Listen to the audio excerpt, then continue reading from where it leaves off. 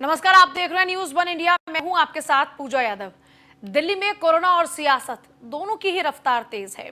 37,000 के करीब इस वक्त दिल्ली में है कोरोना केसेस।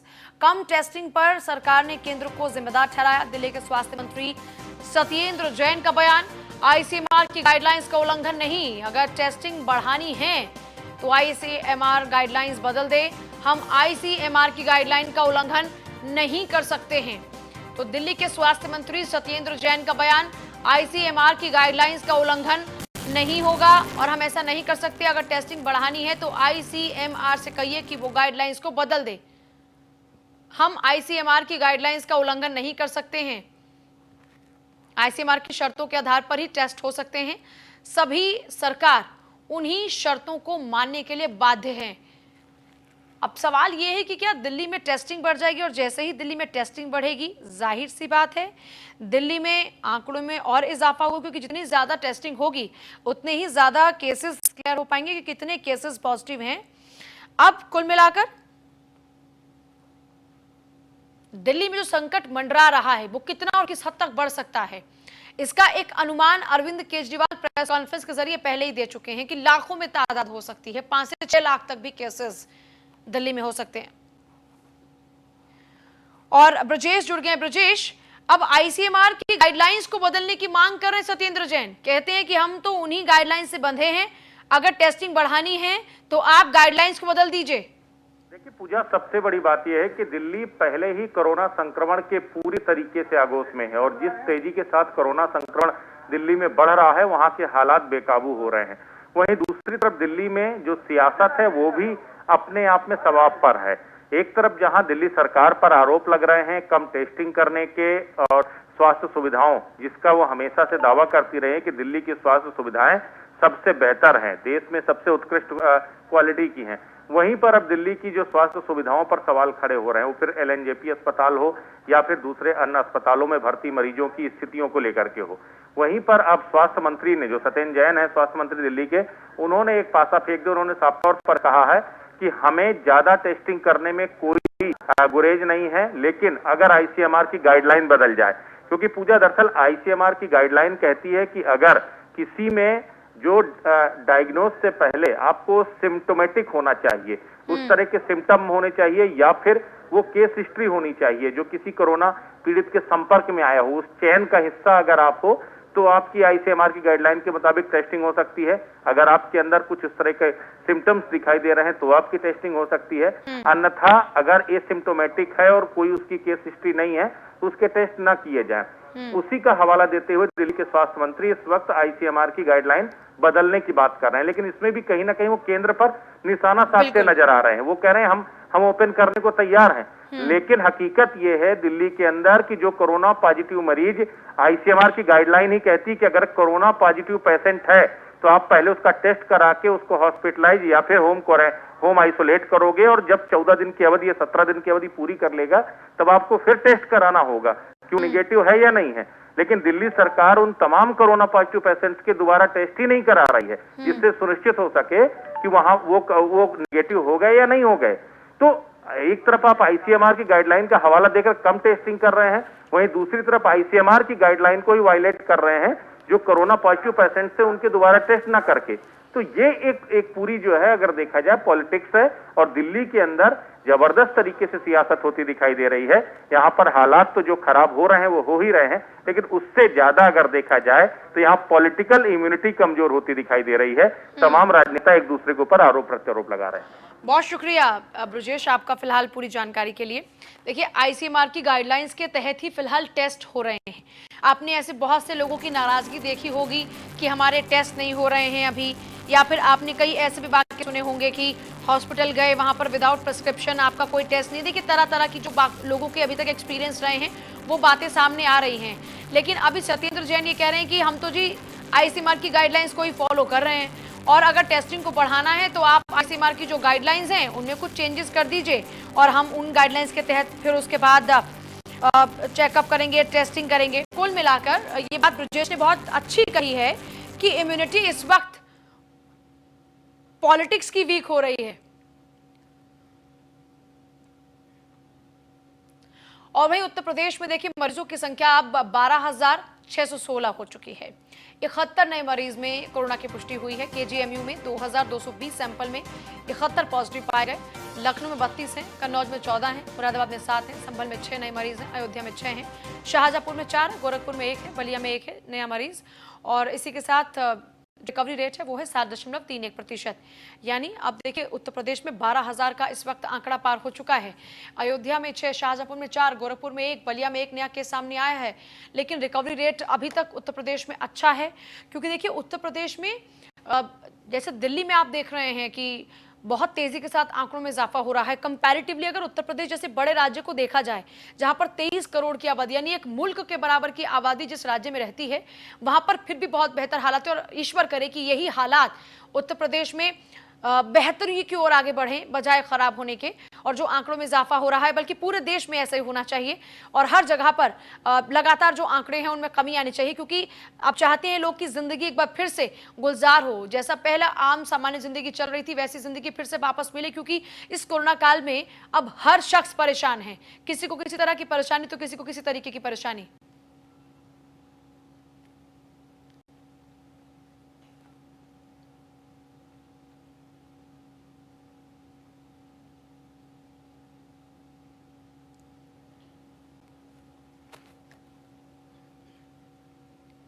और फर्रुखाबाद में एक और मरीज में कोरोना की पुष्टि हुई। जिले में कुल कोरोना पॉजिटिव मरीजों की संख्या 61। सैफई मेडिकल कॉलेज से एक मरीज ठीक होकर डिस्चार्ज हुआ है। जिले में एक्टिव केसेस की संख्या 27 है। 34 कोरोना पॉजिटिव मरीज डिस्चार्ज हुए हैं।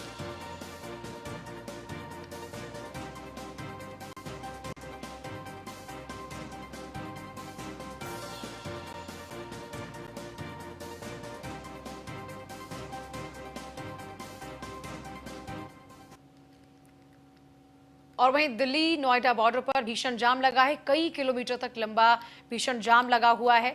चिलचिलाती इस धूप में सैकड़ों की तादाद में वाहन फंसे हैं। बगैर ई पास के एंट्री फिर से नहीं करने दी जा रही है। सेक्टर 14A दिल्ली बॉर्डर पर भीषण जाम लगा हुआ है। देखिए बार बार ये जो चल रहा है कि बगैर पास एंट्री नहीं, ये भी तरह तरह की तस्वीर हर दिन सामने आती है। अभी हाल ही में आपको याद होगा कि दिल्ली से ये फैसला लिया गया कि हम जो बैन किया गया था उसको हटा रहे हैं, लेकिन वहीं अगर आप नोएडा में प्रवेश कर रहे हैं तो बगैर ई पास के आपको एंट्री नहीं मिलेगी। दिल्ली नोएडा बॉर्डर अगर आप क्रॉस कर रहे हैं तो आपके पास में पास होना चाहिए। कई किलोमीटर तक लंबा जाम इसी को लेकर लगा हुआ है।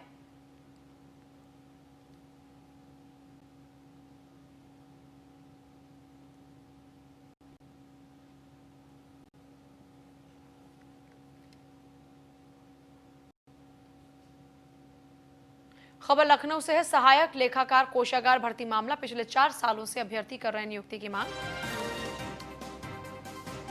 सोशल मीडिया पर पहुंचे हैं यूपी एसएससी कार्यालय अभ्यर्थी। और पिछली सरकार में सहायक लेखाकार भर्ती निकली थी। 2017 में सरकार बदलने पर कराई विजिलेंस जांच। विजिलेंस जांच में भर्ती प्रक्रिया को मिली क्लीन चिट। क्लीन चिट मिलने के बाद योग्य अभ्यर्थियों के दोबारा कराया गया साक्षात्कार। साक्षात्कार 2 बार होने के बाद आज तक कोई नियुक्ति पत्र उनको मिला नहीं। यूपी एसएससी कार्यालय पहुंचकर अभ्यर्थी अब इच्छा मृत्यु की मांग करें। 4 साल से लगातार अभ्यर्थी अपनी भर्ती के लिए प्रदर्शन कर रहे हैं। साक्षात्कार 2 बार हो चुका है लेकिन नियुक्ति पत्र अब तक मिला नहीं। यूपी एसएससी कार्यालय पहुंचकर अभ्यर्थियों ने इच्छा मृत्यु की मांग अब की है। और आप नीलेश चौहान हमारे संवाददाता की रिपोर्ट जरा देखिए। वर्ष 2016 में सहायक लेखाकार कोषागार की भर्ती यूपी SSSC के द्वारा निकाली गई थी, लेकिन 4 साल का समय गुजर गया। जिन अभ्यर्थियों ने परीक्षा दी थी, परीक्षा पास की, उसके बाद 2 बार साक्षात्कार दिए, लेकिन अभी तक वो नियुक्ति की मांग को लेकर दर भटक रहे हैं। हम इस समय मौजूद हैं यूपी SSSC ऑफिस के बाहर, जहाँ पर आप देख सकते हैं कि आज जो अभ्यर्थी हैं वो यहाँ पर पहुँचे हैं और नियुक्ति की मांग को लेकर अपनी आवाज़ उठा रहे हैं। बात अगर हम वर्ष 2016 की करें तो उस समय उत्तर प्रदेश में समाजवादी पार्टी की सरकार थी और अखिलेश यादव मुख्यमंत्री थे। अखिलेश यादव मुख्यमंत्री जब थे तब ये भर्ती निकाली गई थी। उसके बाद से लगातार जो ये अभ्यर्थी हैं अपनी नियुक्ति की मांग को लेकर लगातार प्रदर्शन कर रहे हैं। इस समय की अगर हम बात करें तो जब 2016 में इनकी भर्ती निकाली गई, उसके बाद 2017 में उत्तर प्रदेश में भारतीय जनता पार्टी की सरकार बनी और विजिलेंस जांच कराई गई। जांच भी पूरी हुई, उसके बाद इनके दोबारा साक्षात्कार कराए गए, लेकिन अभी भी इनको नियुक्ति नहीं मिली है। करीब 4 साल का समय गुजर गया है, लेकिन ये अभ्यर्थी लगातार अपनी नियुक्ति की मांग को लेकर दर्जनों बार प्रदर्शन कर चुके हैं। कई बार इनके ऊपर लाठीचार्ज भी किया गया है, लेकिन इनकी सुनने वाला कोई नहीं है। वित्त मंत्री सुरेश खन्ना की बात करें तो हाल ही में उन्होंने एक बैठक की थी, जिसमें कहा गया था कि यूपी ट्रिपल एससी की जितनी भी भर्तियां हैं उनको जल्द निस्तारित कराया जाए। आज ये लोग पिकअप भवन पहुंचे हैं, अपनी मांग को लेकर अधिकारियों से भी मुलाकात की होगी या नहीं की होगी, हम इनसे बात कर लेते हैं। आपसे जानना चाहेंगे कि आज आप यहाँ पहुंचे हैं, कितने लोग आए हैं और क्या मांगे हैं आपकी? सर, हम लोग काफ़ी संख्या में इस कोरोना काल में इकट्ठा हुए हैं। हमारी मात्र एक ही मांग है कि सहायक कोषागार लेखाकार भर्ती को जल्द से जल्द पूरा किया जाए। जो इसमें डिस्प्यूट था, जिन क्लर्कों ने प्रमोशन को लेकर याचिका फाइल करी थी, उनका प्रमोशन हो चुका है। जब उनका प्रमोशन हो चुका तो हम अभ्यर्थियों का रिजल्ट डिक्लेयर होना है। मात्र सीधा सा एक सवाल माननीय मुख्यमंत्री जी से और माननीय वित्त मंत्री जी से कि हम अभ्यर्थियों को न्याय दें, पूरे 540 पदों का रिजल्ट घोषित कर के हम लोगों को नियुक्ति दी जाए। वर्तमान में कोई ऐसा डिस्प्यूट नहीं है जिससे इस भर्ती को रोका जाए, जिस कारण से लगातार 4 साल से भर्ती माननीय को न्यायालय में और सरकार के लचर पैरवी के कारण पड़ी थी। आज के हालात ऐसे हैं कि इसको पूरा किया जाए। आज आप यहाँ पहुँचे हैं तो किसी अधिकारी से आपकी बात हुई? अभी किसी अधिकारी से ना हमारी मुलाकात हुई है, ना हमारी बात हुई है। लगातार हम लोग धरने आंदोलन करते रहे हैं। पिछले बार लोगों ने धरना आंदोलन किया था तो उसमें हमें यह आश्वासन मिला था कि आपकी इन मांगों को देखते हुए जल्द से जल्द रिजल्ट घोषित किया जाएगा और इस पर सरकार त्वरित कार्रवाई करेगी। लेकिन सिर्फ और सिर्फ आश्वासन ही मिलता आया है। हम यह चाहते हैं जिस प्रकार से अन्य भर्तियों जल्दी तत्काल में नियुक्तियों के लिए लोग तैयार, सरकार भर्तियां कर रही है, चाहे 69,000 शिक्षक भर्ती हो या अन्य भर्तियां हो, हमारी सहायक कोषागार लेखाकार भर्ती को भी तत्काल प्रभाव से जल्दी से जल्दी रिजल्ट घोषित करके नियुक्ति दिया जाए। लगातार आप लोग मुहिम भी चला रहे हैं, चाहे सोशल मीडिया हो या फिर सड़कों पर उतरकर प्रदर्शन करना हो। अगर आपकी जो भर्ती की मांग है सरकार नहीं मानती है, विभाग नहीं मानता है, तो आगे किस तरीके का आपका रणनीति रहेगी और क्या कदम उठाएंगे? हम लोग लगातार धरने आंदोलन के माध्यम से सरकार से अपनी मुहिम चला रहे हैं, सोशल मीडिया पर, ट्विटर पर और न्यूज के माध्यम से। अगला हमारा ही कदम होगा कि हमें इच्छा मृत्यु की परमिशन दें। माननीय मुख्यमंत्री जी, राज्यपाल महोदया, माननीय प्रधानमंत्री जी और राष्ट्रपति जी से हमारा निवेदन होगा हम अभ्यर्थियों का, लगातार 4 साल से दंश नहीं झेला जा रहा है, हमें इच्छा मृत्यु का परमिशन दें। हम लोग अब आगे कुछ नहीं कर सकते, ये अभ्यर्थी लगातार प्रताड़ित किए जा रहे हैं। देखिए, ये भर्तियों का दर्द है जो 4 साल से ये लोग झेल रहे हैं। लगातार इन्होंने साक्षात्कार भी दिए, 2-2 बार साक्षात्कार देने के बाद अभी तक इनको नियुक्ति नहीं मिली है। आज जब ये यूपी ट्रिपल एससी भवन पर पहुंचे तो इनका साफ तौर पे कहना है कि सरकार या तो इनको नियुक्ति दे या इच्छा मृत्यु की जो ये मांग कर रहे हैं उसको पूरा करे। लखनऊ से न्यूज़ ऑन इंडिया के लिए नीलेश चौहान। झारखंड के दुमका पहुंचे CM Hemant Soren. Guard of honour देकर उनका स्वागत किया गया। 1500 श्रमिकों को ट्रेन से रवाना करेंगे। सीमावर्ती क्षेत्र में सड़क निर्माण कार्य में शामिल होने के लिए रवाना करेंगे। सीएम हेमंत सोरेन के साथ मंत्री सत्यानंद भोक्ता भी मौजूद हैं। ये तस्वीरें आपके सामने हैं, गार्ड ऑफ ऑनर की तस्वीरें। उसके बाद 1500 श्रमिकों को ट्रेन से रवाना करेंगे वो। सीमावर्ती क्षेत्र में सड़क निर्माण कार्य में शामिल होने के लिए इन्हें रवाना किया जाएगा।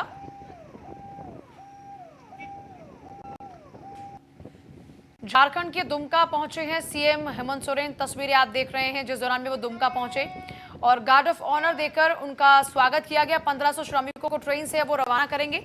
सीमावर्ती क्षेत्र में सड़क निर्माण कार्य में शामिल होने के लिए ही इन्हें रवाना किया गया।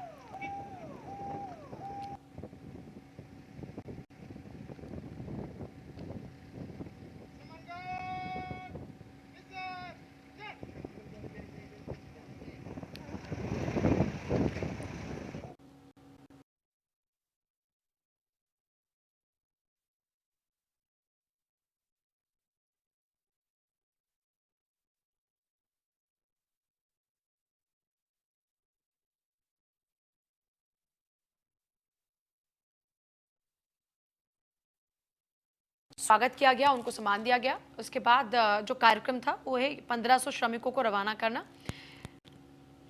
झारखंड के दुमका पहुंचे मुख्यमंत्री हेमंत सोरेन। झारखंड के मुख्यमंत्री हेमंत सोरेन को यहां गार्ड ऑफ ऑनर दिया गया और गार्ड ऑफ ऑनर के जरिए उनका स्वागत किया गया। सीमावर्ती क्षेत्र में सड़क निर्माण कार्य के लिए इन 1500 लोगों को रवाना किया जाएगा। सीएम हेमंत सोरेन के साथ में मंत्री सत्यानंद भोक्ता भी इस पूरे कार्यक्रम के दौरान मौजूद रहे।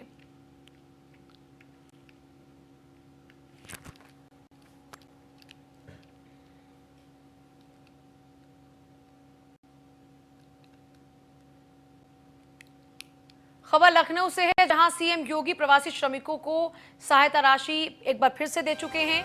डीबीटी के माध्यम से सीएम योगी ने खाते में पैसे ट्रांसफर किए हैं। 10,48,166 श्रमिक परिवारों को सीएम की सौगात। श्रमिक परिवारों के खाते में 1,000 रुपए ट्रांसफर हुआ। 104 करोड़ 82 लाख रुपए खाते में ट्रांसफर हुए हैं। श्रमिक परिवारों के खाते में 1,000 रुपए ट्रांसफर किए हैं। 10 लाख से भी ज्यादा लोग लगातार जो इंतजार कर रहे थे, उनको ये राहत पहुंची है। श्रमिकों को अब पैसा मिल चुका है उनके खाते में। डीबीटी के माध्यम से सीएम योगी ने ये पैसे उनके खाते में ट्रांसफर किए हैं। एक सदस्य को 1,000 रुपए। 10,48,166 श्रमिक ऐसे हैं जिनको ये राहत मिली है, ये लाभ मिला है। कोरोना संकट के दौरान राजस्व विभाग ने और राहत आयुक्त कार्यालय ने किया है, मुझे लगता है कि दुनिया का सबसे बड़ा रेस्क्यू का कार्य है ये, जिसमें अकेले उत्तर प्रदेश में लगभग 35 लाख कामगार और श्रमिकों को सुरक्षित उनके घरों तक पहुंचाने, उन तक हर प्रकार की सुविधाएं उपलब्ध कराने का कार्य किया गया। लॉकडाउन प्रारंभ होने के साथ ही कम्युनिटी किचन के माध्यम से प्रतिदिन 12 से 15 लाख लोगों तक भोजन पहुंचाने की व्यवस्था, डोर स्टेप डिलीवरी के माध्यम से घर घर तक आवश्यक सामग्री पहुंचाने की व्यवस्था हो, या क्वारंटाइन सेंटर के माध्यम से अधिक से अधिक लोगों तक।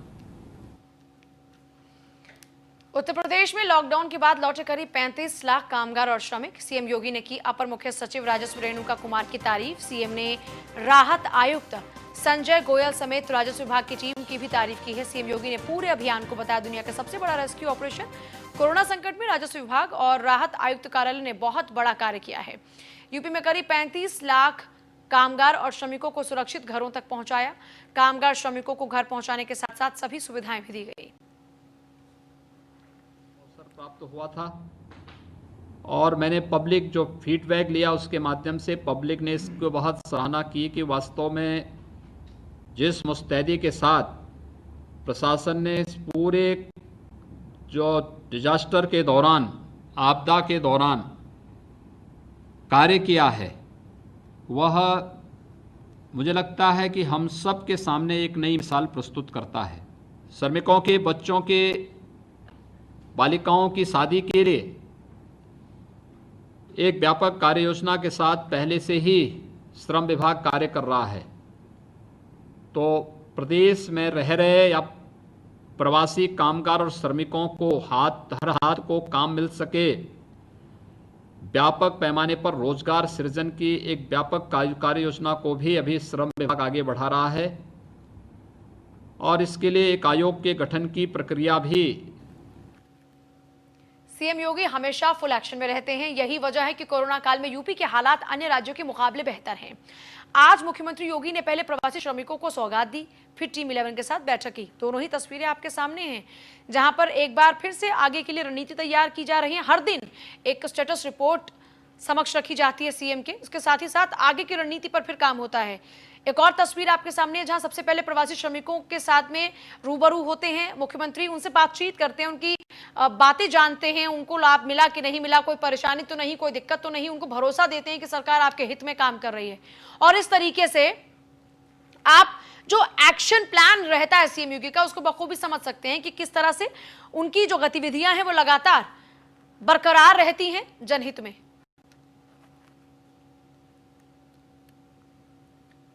उत्तर प्रदेश के कई शहरों में कांग्रेस का प्रदर्शन।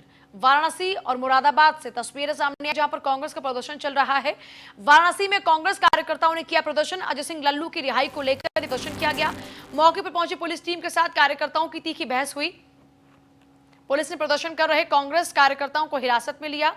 कोतवाली थाने के बाहर कार्यकर्ता प्रदर्शन कर रहे थे। मुरादाबाद में कंपनी बाग शहीद स्मारक पर धरने पर बैठे कांग्रेसी। देखिए, दो तस्वीरें कांग्रेस कार्यकर्ताओं के प्रदर्शन की है। अजय कुमार लल्लू, जो कि पूरे बस प्रकरण के दौरान में बिल्कुल फ्रंट फुट पे थे, जिनकी गिरफ्तारी हुई, उनकी गिरफ्तारी के बाद से लेकर अब तक उनकी रिहाई को लेकर कांग्रेस कार्यकर्ताओं की ओर से प्रदर्शन किया जा रहा है। लेकिन इस बीच अजय कुमार लल्लू को कोई राहत नहीं, क्योंकि 16 तारीख को उनकी रिहाई को लेकर, यानी उनकी जमानत को लेकर सुनवाई होनी है। इससे पहले कोई राहत अजय कुमार लल्लू को नहीं मिली। पिछली बार भी उनकी इस जमानत याचिका पर सुनवाई नहीं हो पाई थी। ऐसे में अजय कुमार लल्लू की रिहाई को लेकर उनके जो कार्यकर्ता हैं वो ऊपर उतर आए हैं और मांग कर रहे हैं कि अजय कुमार लल्लू को जल्द से जल्द रिहा किया जाए। लेकिन फिलहाल में कोर्ट में सुनवाई होगी अजय कुमार लल्लू की जमानत को लेकर 16 तारीख को लेकर अभी इंतजार ही करना होगा। यूपी बस विवाद में कांग्रेस प्रदेश अध्यक्ष लल्लू अभी तक सलाखों के पीछे हैं। पिछली बार उनकी जमानत टल गई थी, अब सुनवाई फिर से 16 जून को है। यूपी कांग्रेस के अध्यक्ष अजय कुमार लल्लू की जमानत अर्जी पर सरकार को जवाब दाखिल करना होगा। और चलिए इसी के साथ फिलहाल इस बुलेटिन में इतना ही, लेकिन आगे का सिलसिला जारी बने रही हमारे साथ। नमस्कार।